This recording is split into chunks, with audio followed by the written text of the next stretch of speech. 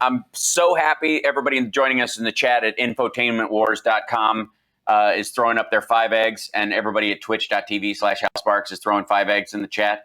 Facebook, do we have? Can you do that? We got 5 eggs. For those of you that don't know, that is a diamond and silk reference. Apparently in Cuba, you are given 5 eggs a month, and that is the line in the sand that Diamond and Silk have drawn. And it has been a recurring fixation of theirs that they keep coming back to, where if you just say 5 eggs in their chat, they will lose their mind and go off into a tangent about how many eggs they eat a month. It's so fun. It's so fun. Anyway, so thank you for the eggs in this chat, buddy. And we do have calls. Who do we have first? Chicago. An egg. Up first is Robert from Florida. Oh, right on. Robert, Delta variant from Florida. Hey, what's going on, Johnny? Hey. You know what? I'll take it off the speakerphone and put the ear right there to the phone. Thank you. Appreciate Hello, everybody. You there? Yes, we're here. We're here. Like the first time I called, eh? Yeah. Basically, you brought up Afghanistan, and I'm glad you did, because right now the talking points. I got a Facebook friend, not really a friend. Anyway, I know this Facebook guy, and he's all right winger. And he's saying, "Oh, look, not even 7 months into this thing, and look at the Afghanistan and the foreign policy and stuff." I'm like, dude, you got to remember what your guy tried to pass as a plan. It was even less, walkout strategy and right. And basically now you got even Trump saying, you could do his voice, but he's like, I left a perfect thing on the table for everybody, and this is what's going on. It's terrible. You know what? I like to see that. Why doesn't Joe Biden have somebody on his administration that this counteractor says everything that Donald Trump says, you find the truth and you put it out within 24 hours? Well, they do. So, they actually are, Robert. They actually are really good with that kind of stuff. And I don't think it was a mistake that on Infrastructure Day, Biden wore a tan suit. They're pretty good. This is for him being like the oldest president, ever, Really? except for the I guess actually the guys on Mount Rushmore. Currently, he's pretty good. They're pretty good at pushing back, and Jen Psaki is pretty good at pushing back at these things as well. Ultimately, though, it's not mattering, because the problem the right wing has right now is that they were like clamoring to get out. Enough is enough. One of the reasons why the average Republican voter justified voting for Trump was, and Chris Matthews articulated this a bunch, and people didn't like it, but he was right about that particular group, and he was saying what they were feeling in a lot of ways, which was no more stupid wars. We're going to get out of these stupid wars. He kept saying that's right. And he would criticize Trump for not getting us out of Afghanistan. He still hadn't done it. Like, he ran on this thing. What about this promises kept nonsense? And Chris Matthews used to constantly run on this thing. Like, he ran on this. People liked it. It actually worked as a populist thing. And then he didn't do anything. Then when he did set a plan, he set it for his next term, which, by the way, he could turn off if he wanted to, because he's not going to run again, right? So all you do is push it in, in my next term, I'll solve this problem. Well, then you don't have to solve it, do you? Because what are you going to do? Right. Lose re-election? After you've made the big promise. So he never set up a thing where we would get out the civs, the folks that helped us, that served us during the Afghanistan war, as translators and spotters and that kind of stuff. And those people gotta go. The more intense this gets, the quicker we have to get those folks out, and they are. And the Biden administration setting up multiple plans, multiple strategies. Some are being sent to Southeast Asian countries. So the chance of Guam is still there, but they're just evacuating people. And this is another Vietnam in a lot of ways. We're looking at a moment in history we're repeating history because we didn't remember it, right? So they wanted this, right? Go ahead. I just read that Canada is going to take 30,000 citizens of Kabul, and which is beautiful. Well, You know, yeah, there's but a couple of our UN allies are going to take other people as well, because they didn't just help us.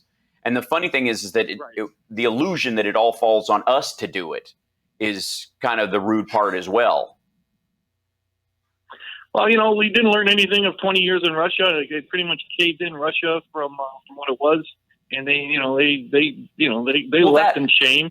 And I now will say, though, right. I will say, though, the whole idea that Afghanistan destroyed Russia and taught it a lesson is, you have to understand, we were funneling weapons to the Yusufzad and the Afghan rebels all during that time. All the missiles that were striking, and the bullets and everything that were hitting Russians were ours. They were getting from us. And so it was a proxy war.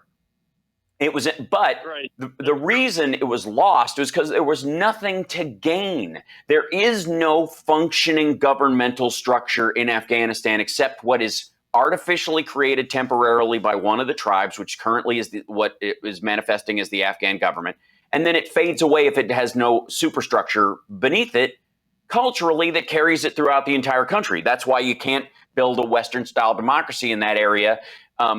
Sight unseen. Just like like you're going to pour schools in molds, and drop them off everywhere, and like there's a building there, like it's like you're playing Sim City or something like that. It just doesn't work that way, right? Well, hang on a minute, didn't before the Russians, didn't they have a monarchy? Wasn't Kabul one of the most progressive places in the Middle East at the time? I mean, yes, but not the rest of it, right? Agreed. That's what I'm saying. Right. Like Kabul in and of itself, you could argue that it's a small country. The area surrounding Kabul, you could turn that into a small country. That could be Afghanistan.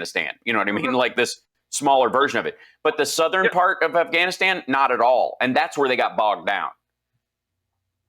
You know what, I hate to jump on you, but I want to say this. Yeah. To jump regions in the world. I mean, sure. Joe Biden had once said that maybe we should have split up Iraq into three. The Kurds have their own autonomous land. And why not go back and help the Kurds? Donald Trump left them holding nothing. If the right wing really wants a military place and they want to act with their tough guys, let's go back to eastern Syria and northern Iraq and let's go help the Kurds be left, holding nothing. Well, the Kurds are the northern Iraq expansion of the Kurds is actually happening without us doing much around it. We are helping them some, but they are doing that in and of on their own. We just protected them while they got a toehold, essentially. The Syrian part, that's another conversation. That's warring with a country that's backed with Russia. And to carve out a chunk of Syria or southern Turkey for the people who genuinely live there, again, this is a consequence of mapping those territories and nomadic cultures, and then eventually those nomadic cultures settling down. It's the same thing that happens over time, with the Israeli territories and, the tribe of Israel moving about the Middle East and then finally settling on this area, thousands of years ago. But it's a similar turn as far as human, just the history of humans on the planet, right? So I agree on the three. I agree on Iran being three actual countries. It's whether it's for us to divide it up or not, or whether it's three regions. China. I have to be honest. Having spent time in China, China's not one country either. And part of its problems are, on a governmental and economic level, are the illusion that China is a country. It isn't. It's 5 countries stitched together under the fear of totalitarian, a big totalitarian foot stepping on you. But each one of the provinces could run autonomously. Couldn't you argue that's the case here? I mean, look, we got the western part of California and progressive left and the left right. No, and then, it's not on that same scale, because everybody still wants the same rule of law. They still want 12-person juries. They still want there's that part of it. Is our superstructure of governing is something we all agree on. We just don't. Our fight is over who should be in charge of it and sort of the outside edges of it. And that we've got some people trying to subvert voting to do it, and we've got some people trying to expand voting to protect it. That's totally different than the massive graft going on province to province in China, or what's going on in the three what are effectively, illusory autonomous zones in Iraq, or or the idea that Afghanistan is a country at all. Like I said, I think you're absolutely right about Kabul. Kabul's like this island, this eye in a storm of nothing. As far as a functioning government, because nobody in Kabul was going to, for millennia, was going to go anywhere. They built something. Right? Everybody else around it, though, were nomadic tribes largely for hundreds and thousands of years. Not hundreds of thousands of years, but hundreds and so like, let's go back 5,000 BC. But you know what I'm talking about. We went way over the break, by the way, Robert, because we love you. So I got to take a break. And absolutely. Cheers. We'll take a quick break, and then we'll come back right after this. It's the House Sparks Radio program, Mega Worldwide. Little history moment there. Yeah.